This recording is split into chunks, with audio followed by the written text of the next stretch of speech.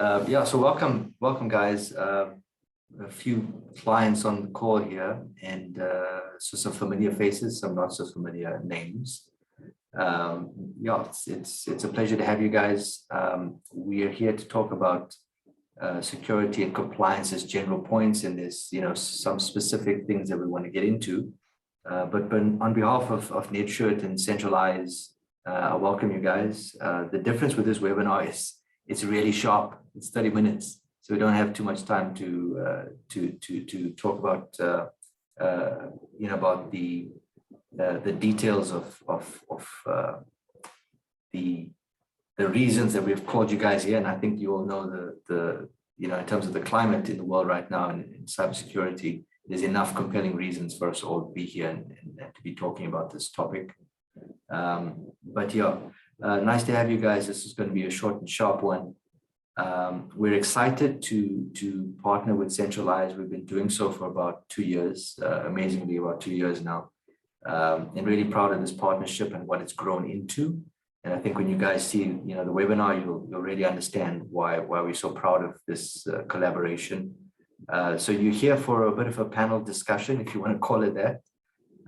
You'll get to know and understand some of the interesting opinions of our panelists, but you'll also have the opportunity to ask some questions and we get it answered. I'm Eugene. I'm the managing director of Netsurit in South Africa. Yaya is on the call here, and he's the CEO of Centraleyes. Sean Davis is on the call. He's our chief security officer at Netsurit. We're all glad to have you guys, and we're going to jump straight into it. So yeah, I hand over to you. Sure. Thanks a lot, Eugene. Nice to meet everybody, and thanks for attending today. Yair Solo. I'm the CEO and founder of Centraleyes. Maybe a little background about myself. I was a vice president at Visa up until a few years ago, so I got to see a lot of risk and compliance in the cyber world through the financial services in particular angle. Saw a big pain point in the market around cyber risk and compliance, and felt like there were not enough tools out there to address this challenge. And that's where I set out on the journey to make that world a more automated and orchestrated world for our clients and the people out there that are struggling with a growing problem in the risk and compliance world. Building a SaaS automated risk management platform that really helps organizations just get to the end result of the risk and compliance program, which is both faster and more efficient with a lot less resources. So excited to be here today. And Sean, I'll pass it over to you, and excited to hear more about you and the environment in South Africa. Awesome. Thanks, Eugene. Good afternoon, all. Nice to virtually meet you. I'm Sean Davis. I'm the Chief Security Officer for Netsurit. Brief background, my responsibilities. I'm heading up our own internal security. So I face a lot of the challenges that you guys deal with on a daily basis, as well as I head up our security products that we do take to market. And jumping into some of the challenges that we're currently facing, being a South African company, and as far as I'm aware, all the participants today are from South Africa. One of the biggest things that on everyone's top of mind is PAPIA. And it goes around how do we actually protect privacy data or private data or personal data, if you call it that. And if you look at PAPIA on its own is just an act. It doesn't really tell you exactly what to do. It just tells you have to protect a certain set of data.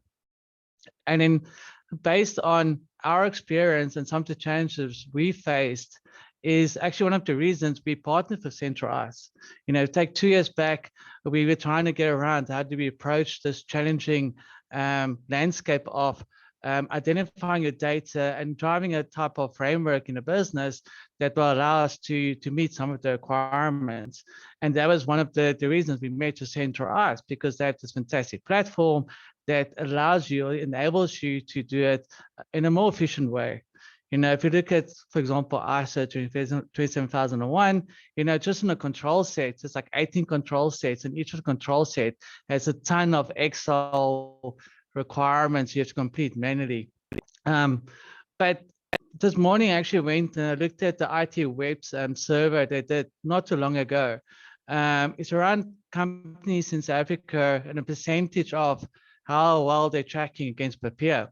And some interesting stats, of all the countries they surveyed, only 47% of them were comfortable to say they are ready. 43% of them thought they are getting there, and the rest of them was, we just don't know.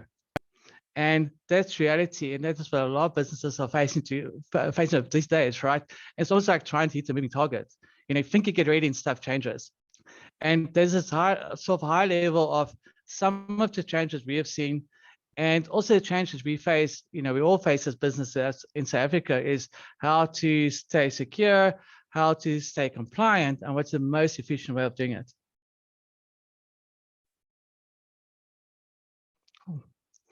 Yeah. Yuri? Sure. Thank you, Sean.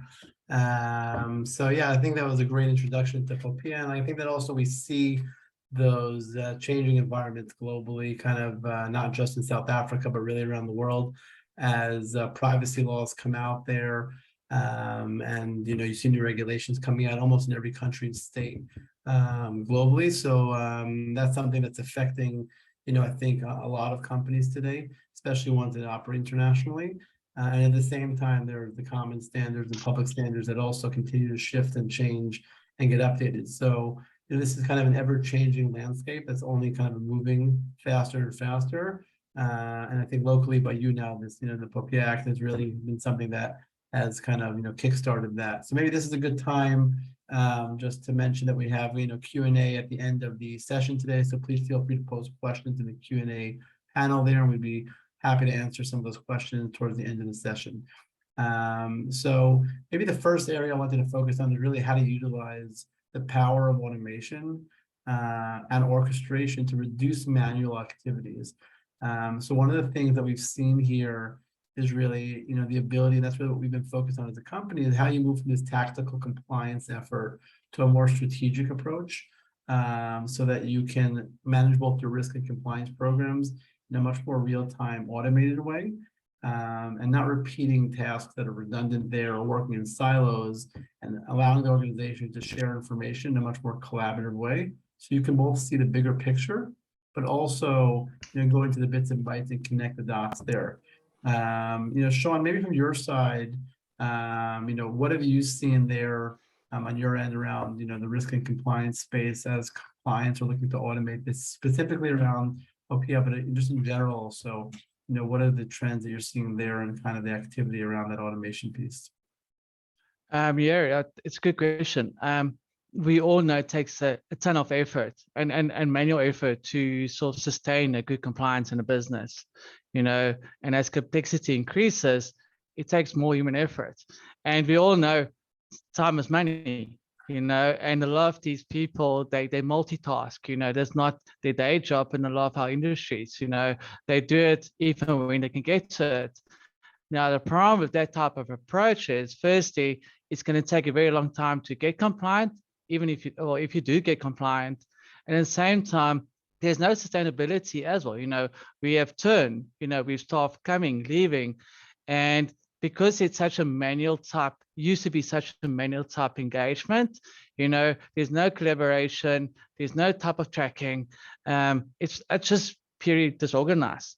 And what I've seen a lot happening now is people are trying to look at solutions, automation, orchestration, platforms that can drive this, platforms that can actually help you achieve your compliance, but also maintain it, because a lot of times what we see is there's a lot of effort going into getting compliant, getting that first year certification, but then the effort reduces, or there's loss of cycle across that.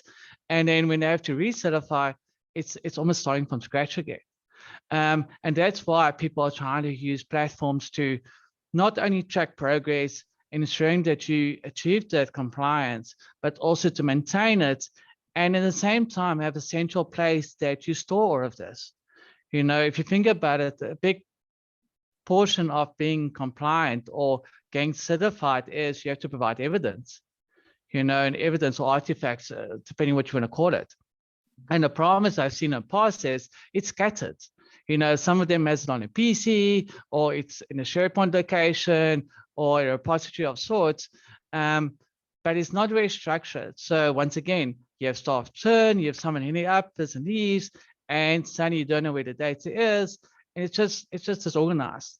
And what I've seen companies are focusing on is firstly containing the information in one central location, being able to track collaboration, being able to assign tasks or functions to various teams, but out of a single platform.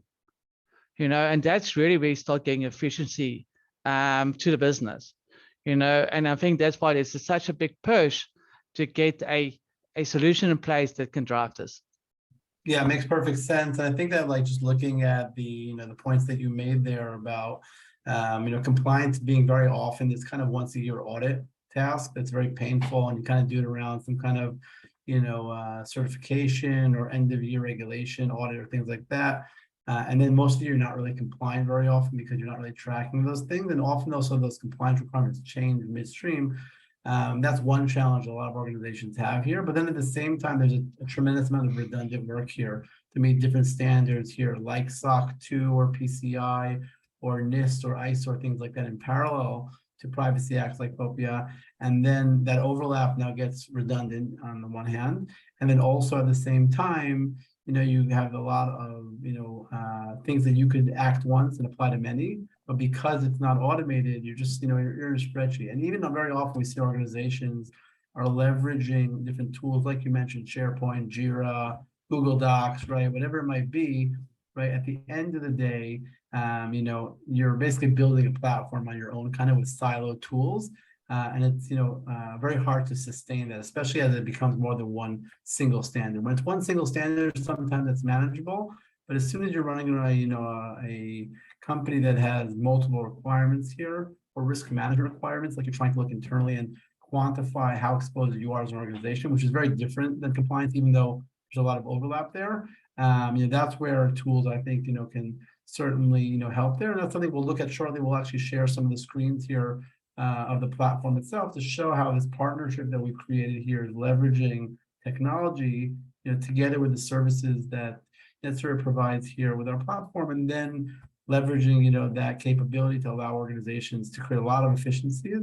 A number of the solutions in our platform can literally save hundreds of hours of manual work at a click of a button. And, we'll talk about those shortly. And maybe the next topic we'll touch on here will really kind of bring that home here. So maybe the next piece I wanted to really touch on is really around the different frameworks that are out there and how they map up to each other today. So maybe you, Sean, you can share a little bit more how POPIA is affecting organizations today, what is being enforced, anything around that you're seeing in the field today, because that's an area I think that obviously the viewers today on the session here are going to be very interested in. And it's new relatively, right? So you always see it's kind of evolving reality when it comes to new regulations coming out. Some are enforced more, some less, and that often has a big impact on how that takes effect on an organization at the end. So we'd love to hear more about that. Yeah, exactly. I think the biggest thing that we see, as I mentioned earlier, POPIA is an act, right? I think your biggest challenge, to be honest, is the cyber insurance companies you have to deal with these days, how to protect against liability. And they're actually the ones really driving the path, the road to say, listen, that's what we expect from you. That's what we expect from you as a business, that you have to put in place to protect the data that we're supposed to be protecting. So we see a lot of security programs to say, that could be ISO 27001. We see a lot of companies sort of adopting that. I think one of the key ones that comes to mind is NIST. NIST is actually one of the global type security frameworks that's being enforced by most companies. If you think about it, if you get audited, normally it aligns to the NIST type of framework, to be honest, and that is identify, protect, detect, respond. I may miss one day on the top of my head, but that's normally where our companies are actually driven to make sure it sort of gives them, a lot of times what I see that the companies does wrong, it's they have an unstructured approach, and it comes to your point earlier, it's more of a tactical aspect, right? There's a current need, and we're quickly going to do something to cover the need. However, that creates gaps. You may not see it now, but down the line, there'll definitely be a gap somewhere. And that is where it's so critical. You have to sort of adopt a framework such as ISO that introduce a security program into the business that gives you that roadmap of what you need to achieve to make your business more secure. The same thing is a little bit easier to adopt is NIST. NIST has very clear controls what you can implement, and that then allows you to have a structured way of approaching security for your business. Absolutely, yeah. And this is obviously something that we've been very focused on. We're very active both in the US and Europe today, as well as South Africa. And we're seeing this become really that popular, kind of a little bit more palatable cybersecurity framework in the world, although ISO 27001 is definitely another one out there that's very popular. And I think that looking at those structured approaches versus maybe a previous approach, which was kind of like everybody tries to figure it out on their own, it's kind of a thing of the past more and more, right? Because at the end, yeah, you have to adopt it to your organization, but if you don't use a standard that helps you achieve, a very structured kind of approach on all the pieces, so you don't miss pieces that you might overlook. And NIST, when we think about NIST, the 5 functions there of identify, protect, detect, respond, and recover there. So if you break that down, it really touches on the different points of your cybersecurity kind of life cycle from that, preliminary stage of the identifying your assets, your threat actors, your industry, but your kind of inherent risk piece is there. And then you have the protect part, which is really putting up those different building blocks to help, block out those different types of threats there. And then the detect is, the guys are, the bad guys are at our doorstep trying to attack. How do we see that they're there? But the interesting, I always find fascinating about this is the last 2 pieces, right? Like 40% of this framework is respond and recover. It's actually acknowledging you're going to be breached and saying, well, how do you respond and how do you recover from a breach like that? So it's not detrimental to your business, but actually a minor bump in the road versus maybe bankrupting your company or setting you back very, very far there. So that's something I think that's interesting. Maybe just talking about we spoke a lot about this, Sean, in the past about the spreadsheets out there that are used today to manage these type of challenges. And that's something that we looked at together, and maybe we could look at the platform now to take a look at how that looks in real life, right? How we've transitioned from a spreadsheet manual approach to a more automated approach. I'm going to share my screen now. Hopefully everybody can see it. You should be able to see now our collection center here, where we're looking at the actual frameworks in place here. You can see different NIST assessments here.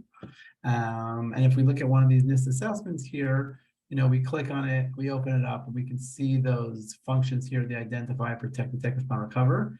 And as you click in here, you're going to go deeper and deeper here into the framework in a way where you can see the actual control enhancements, interpreted into questions here. So the platform really helps guide you to a very actionable place of how you can assess if these controls are being met. And then from there, one of the things we were talking about are those parallel paths there of multiple, frameworks that are running side by side. And, this is something the platform helps automate today. So when you conduct a NIST assessment of the platform, you're able to actually automatically crosswalk the controls over the 25 other frameworks in the platform in a way that it will automatically apply the evidence, artifact, and answers there to the different pieces there. So this is an area that I think, is one of those areas that as you're thinking about conducting NIST and then Popia in parallel and other frameworks, you're able to leverage the types of smart mappings here, which help you, both assign, control owners here, connect different tools here, right? Like different types of integrations about vulnerability scanners. We're now adding Azure and then AWS in the near future also. And I know there's a lot of Azure kind of Microsoft users in your client base. So I think that's exciting news coming here.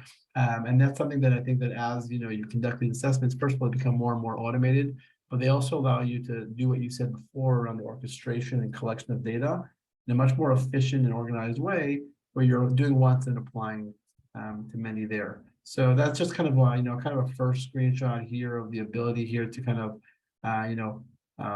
guide through these different frameworks. And then you can see on the left here, as you have different frameworks like ISO 27001 here, or other things like that that you're trying to implement, you'll have those match up here and automatically map so that you can literally save sometimes between 35 to 85% of that manual work that usually would be there to conduct that assessment again.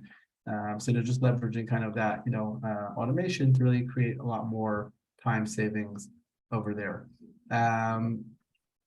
So on that point, I know that there's another piece around, POPIA that we talked about, Sean, and maybe I can get your thoughts on that around the POPIA compliance piece around the requirements with vendors and partners there. We'd love to hear kind of how that's meeting, the world down, in your region. And that's something that's been a big focus globally where, both supply chain and vendor risk have become a top of mind topic because that's something that has really been at the epicenter of a lot of big attacks that have happened over the last few years. So, before touching on how we help solve and, address that, I'd love to hear more about that challenge and, those requirements there, in your region. Yeah, you got it. You actually touched on a very important topic there. It's around partner risk management. As much as we have to worry about our own internal risk, we now have to worry about the partners, the vendors we do business with. Are they introducing new risk to us or to our clients? And to be honest, what I've seen happen is quite still legacy, if you want to call it that. It's either a Word document or Excel spreadsheet that gets mailed out to say, please answer the following questions. And that sort of gives us a sort of idea what's the risk appetite you can introduce to our business.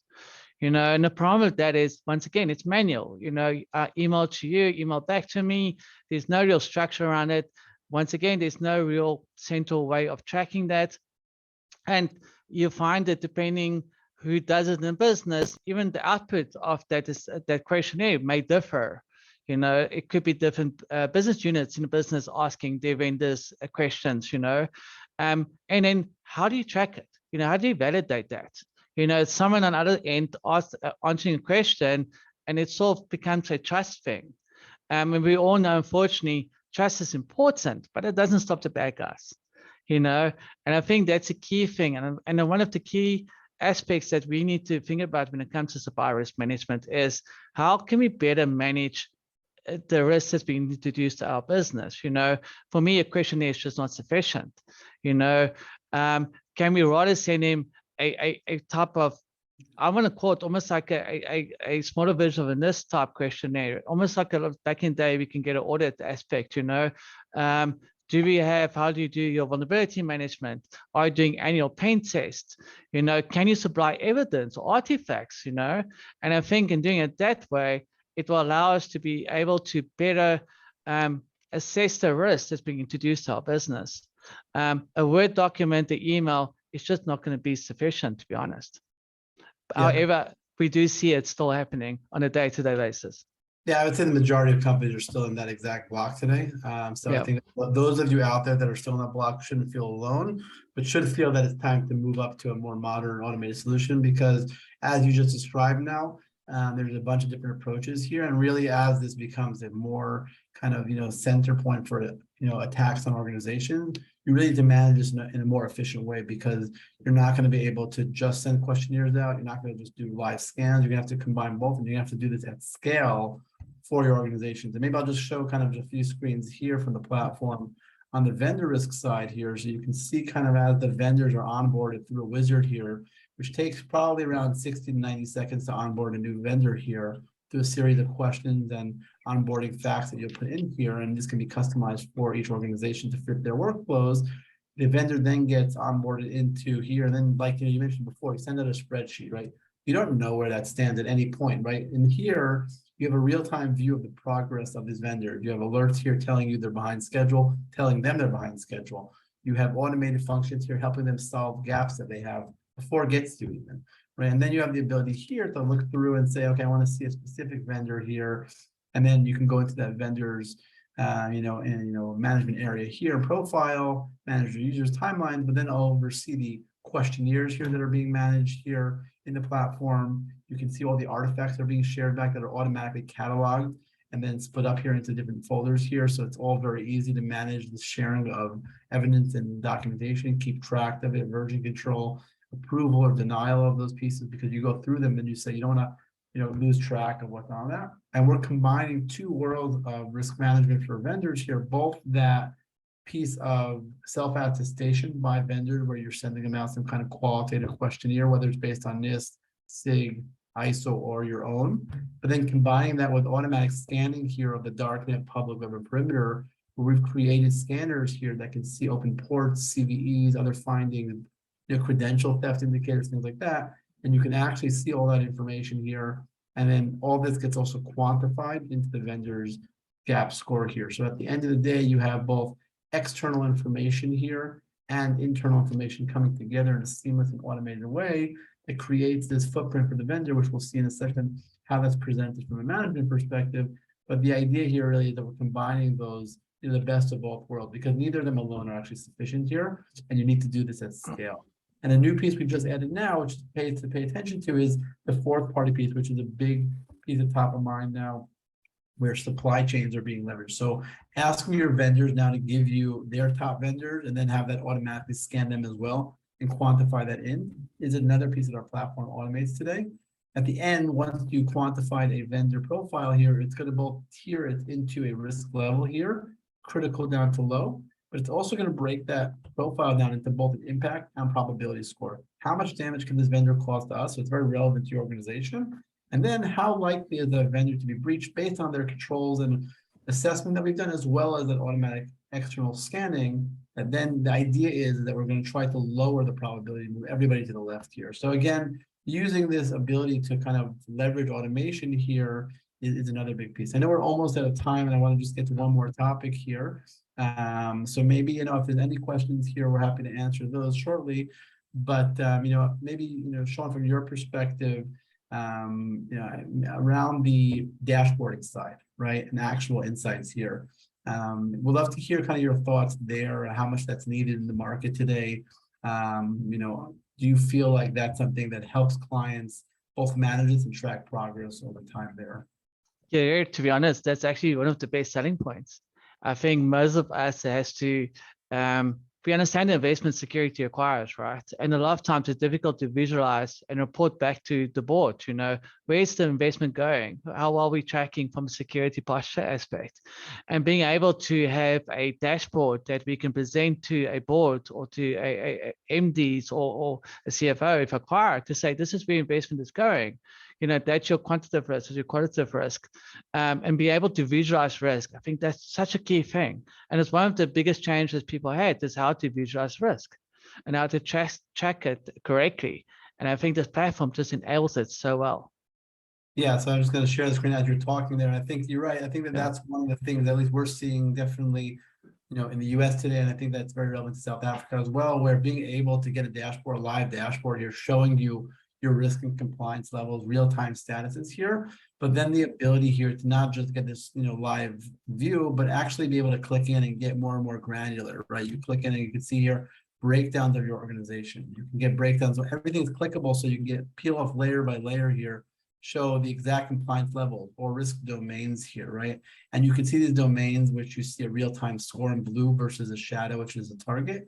Or you have the ability even to go back in time in the platform, because the platforms are archiving the data in real time and gives you that ability to show a side-by-side view of progress over time. So that benchmarking piece is huge here, because now you actually have a way to put a measuring stick in the sand here, right? And then measure that progress forward. And we've seen that, with ISO 27001 and 27002 now, right? Being able to track the progress of a information security program is huge here. And, just being able also to go back to management and say, look what we did 6 months ago. Look at this investment we've made here. Look at the the quantifiable and very tangible progress we've made.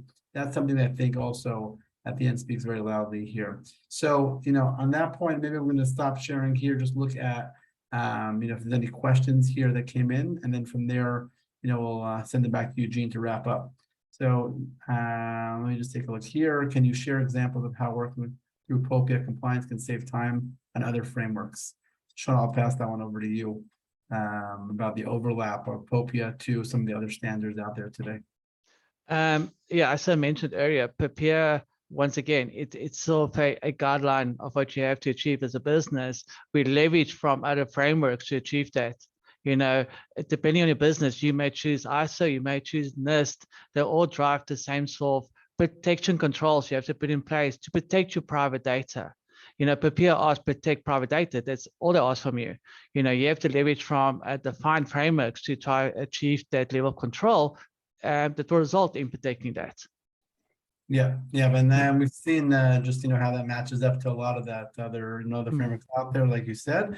Then maybe one last question here about integration to things like, Jira, ServiceNow, or other platforms like that. So yeah, there are integrations in the platform today on the ticketing side there where we can push and pull tickets through our automated remediation planning system. And again, anybody who's interested in seeing more should reach out to Netsurit, and then can learn more about the features more in depth, but certainly have live integrations off the shelf there. I'm gonna pass it back to Eugene now. Thanks, Sean. Yeah. Thanks, Yair. Thank you, Yair. Thank you, Sean. Yeah, so like I said to everybody, it's going to be short and sharp. We're going to try to just give out some information. Michelle's been kind enough to post a link into the chat that leads to our website. And so, if you guys have more questions and want to get more information, just go there. You'll be able to sort of read up a little bit about this partnership that we have, and you can reach out to us, and I think there's a lot of people in this sort of Netsurit community and centralized community that you guys know of already, account executives, etc. Get in touch and we can direct you if you need, but go to the website first, and you'll there's a lot of information on there that's available. Thanks again, guys. I hope this has been valuable. Yair, thanks. Really appreciate your time and the energy that's gone into this. Sean, you too, really appreciate your time and your knowledge on this. And I guess we'll see you guys again really soon. So take care, everyone. Take care. Bye-bye. Bye-bye. Thanks, guys. Bye-bye.